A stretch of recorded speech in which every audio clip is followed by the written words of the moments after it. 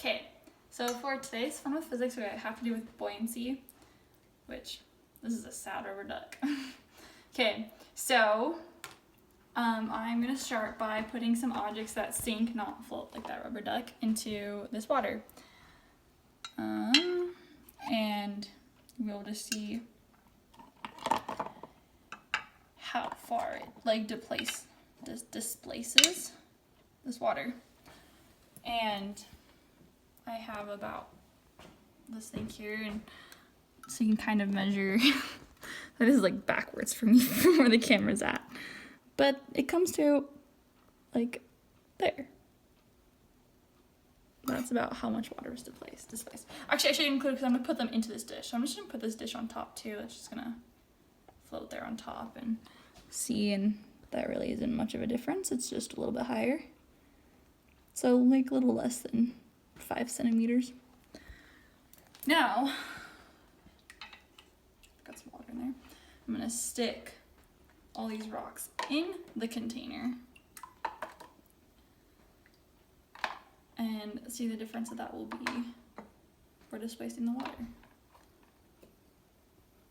Okay, there's an air bubble. Okay. That so much higher, which I thought it would be lower, honestly. But like, you don't even need to like compare with it. It was like the bottom of this thing, and now it's like the top. Like, there's almost like a whole centimeter difference there. And well, yeah, which I'd assume that would have been lower because the weight would be distributed over, across this wider area going down. But I think the reason why would be because when you have just the rocks themselves down here, you're displacing on the volume of the rock itself. Doesn't matter how heavy this object is. So I could have like a light object that's the same size down here. It's not gonna do much difference.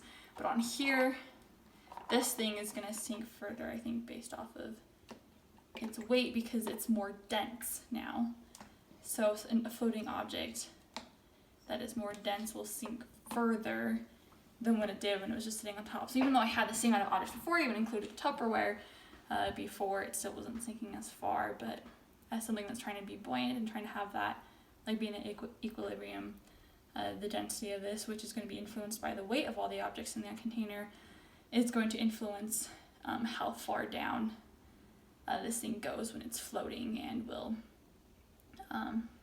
actually displace more water, because this thing itself has gone down farther than the rocks do individually by their individual volumes. So that's my buoyancy from physics.